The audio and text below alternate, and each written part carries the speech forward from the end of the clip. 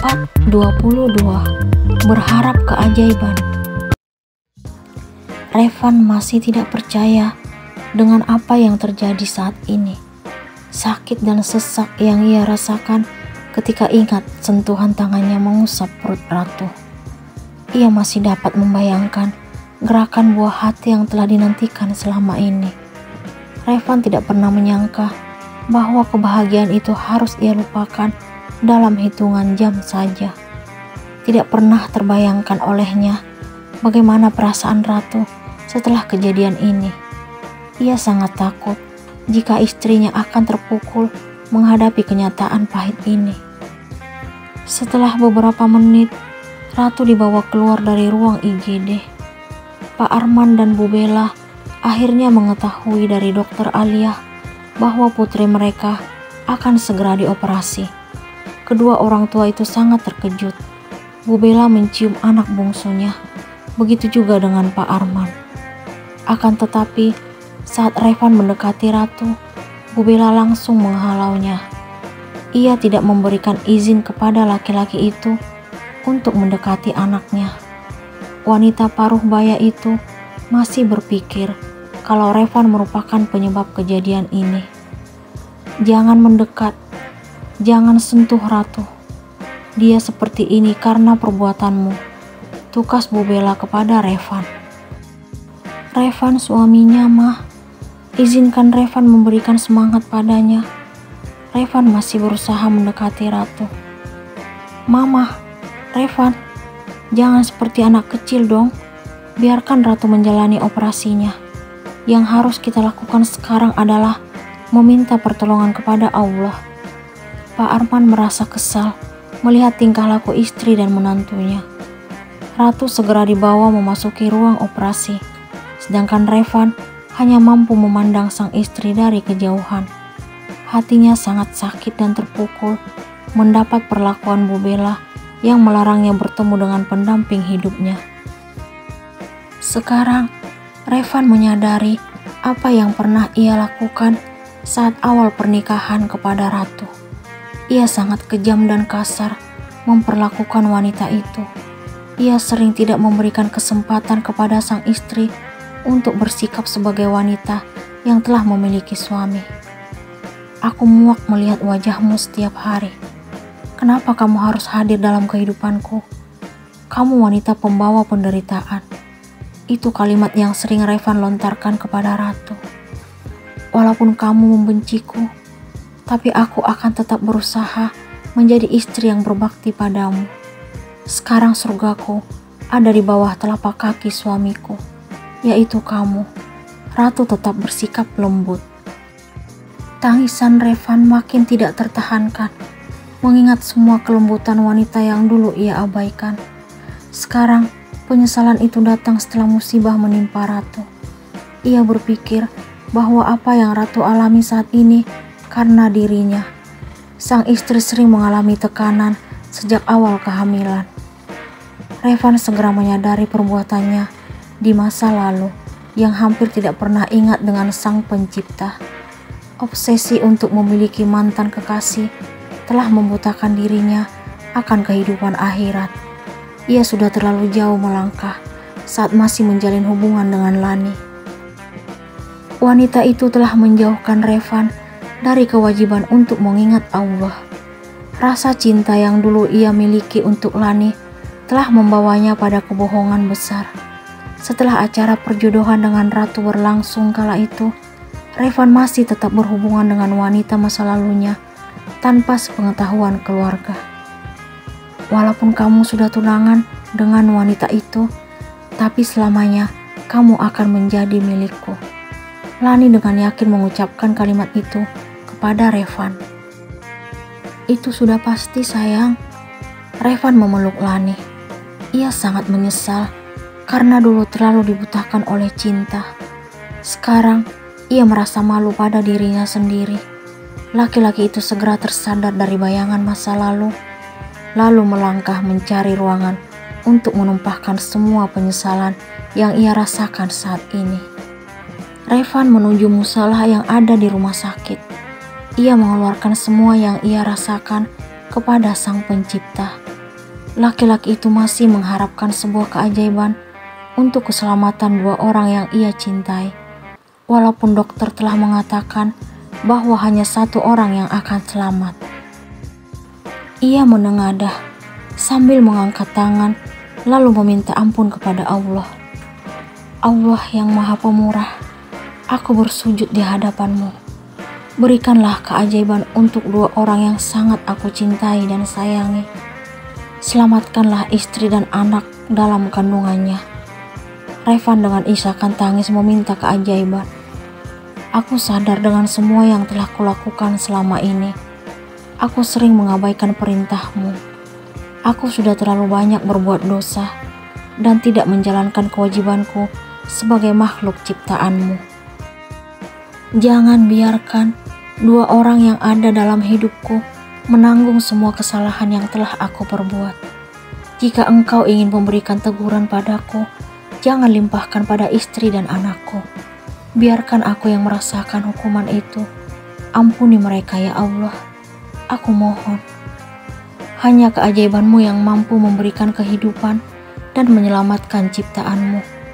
Aku yakin dan percaya bahwa Engkau akan memberikan anugerah pada mereka yang selalu ingat kepadamu. Istriku selalu berusaha menjalankan perintah-Mu. Dia tetap berusaha menjadi istri yang berbakti, walaupun dulu aku tidak pernah menganggapnya ada. Aku berjanji akan tetap bersyukur dengan nikmat yang telah Engkau berikan. Izinkan aku membahagiakan istri dan anakku ya Allah. Lancarkanlah operasi yang telah dijalankan oleh istriku, hingga dia berhasil melahirkan anak kami dalam keadaan selamat. Aku berserah diri kepadamu, karena hanya Engkaulah yang mampu mewujudkan harapan dan impianku. Aku akan selalu berharap keajaiban dan nikmat dari-Mu. Terimalah permintaan hamba-Mu yang penuh dengan dosa ini. Amin. Revan tidak menyadari kehadiran Pak Arman di sampingnya yang sejak tadi mendengar harapan yang ia minta kepada Allah. Laki-laki parubaya itu sangat terharu melihat usaha yang dilakukan sang menantu. Sekarang ia percaya bahwa suami putrinya itu telah menunjukkan kesungguhan seorang suami. Namun, ia heran kenapa Bu Bella kembali membenci Revan. Padahal tadi sebelum berangkat ke kantor, semua masih baik-baik saja. Tadi dokter mengatakan bahwa hanya ada satu orang yang dapat diselamatkan. Revan memilih dan memutuskan agar menyelamatkan Ratu. Dokter Alia memberikan penjelasan kepada Bu Bella. Tapi saya tetap berharap keajaiban, Dok, ujar Bu Bella dengan yakin. Kita harus tetap berharap, Bu. Semoga Allah memberikan keajaiban itu agar ibu dan anak dapat selamat. Amin. Amin, ucap Bu Bella penuh harapan. Saat ini, Bu Bella terus berharap agar putri bungsunya selamat beserta cucu yang telah ia nantikan. Ia membayangkan kalau Ratu pasti akan sangat bahagia dengan kehadiran buah hati yang diharapkan. Tidak terasa, air matanya jatuh membasahi pipi wanita cantik parubaya tersebut.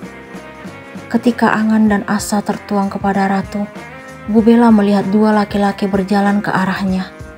Mereka adalah Pak Arman dan Revan.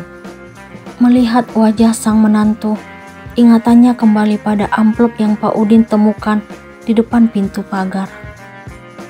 Menurut Bu Bella, isi amplop tersebut merupakan penyebab Ratu harus dioperasi. Apa yang ia ketahui tentang Revan saat ini sungguh sulit termaafkan. Atas perbuatan menantunya itu, Ratu dan anaknya yang harus berjuang. "Papa dari mana?" tanya Bu Bella setelah Pak Arman duduk di sampingnya. "Dari musala bersama Revan," jawab Pak Arman. "Kamu masih ingat Allah setelah menyiksa istri dan anak kamu?" Bu Bella melihat ke arah Revan. Revan gak ngerti maksud mama. Revan bingung dengan tuduhan ibu mertuanya. "Karena kamu tidak akan pernah mengerti dengan apa yang telah kamu lakukan pada Ratu." Bu Bella masih tetap menyalahkan Revan. "Udah dong, Ma. Gak enak sama dokter Alia." Pak Arman menyadarkan dirinya dengan keberadaan dokter Alia. Mama benci dia, Pak. Bu Bella menunjuk ke arah Revan. Operasi telah selesai. Dokter yang menangani Ratu keluar dari ruangan dan langsung menjabat tangan Revan. Selamat, Pak.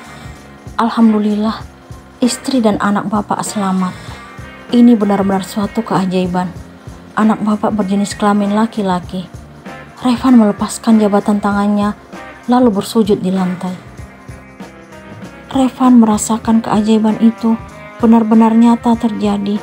Sekarang istri dan anaknya telah berhasil berjuang dari musibah yang terjadi. Tidak henti-hentinya ia mengucap syukur kepada Allah karena telah mengabulkan permintaan dan harapannya.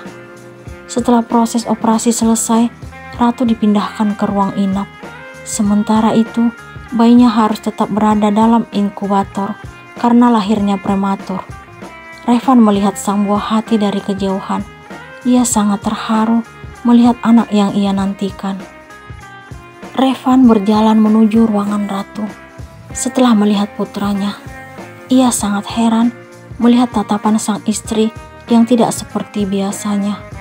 Ia menghampiri wanita tersebut lalu duduk di samping tempat tidurnya. "Makasih sayang, karena telah melahirkan putra tampan untukku." Revan meraih tangan Ratu, tetapi langsung ditepiskan. "Kamu gak perlu menemuiku lagi. Pergilah bersama masa lalu yang kamu cintai. Aku sanggup membesarkan anakku sendiri." Air mata Ratu akhirnya jatuh membasahi pipi. "Kenapa kamu ngomong seperti ini, sayang? Mungkin kita tidak ditakdirkan untuk berjodoh. Jika kamu harus kembali pada wanita yang dulu sangat kamu harapkan, aku sudah ikhlas sekarang. Pergilah, aku merelakan kepergianmu." "Ada apa sebenarnya, sayang? Aku sama sekali tidak mengerti." Revan meraih tangan Ratu, tetapi tidak berhasil ia genggam. "Tolong usir laki-laki ini, Mah." Ratu gak ingin melihat wajahnya. Ratu meminta Bu Bella mengusir Revan dari ruangan. Revan tidak mengerti kenapa Ratu berubah menjadi sosok yang berbeda. Ia mengenal wanita itu sangat lembut dan menghormatinya sebagai suami. Ia benar-benar bingung melihat perubahan ibu dari anaknya. Apakah Revan dan Ratu akan terpisah lagi?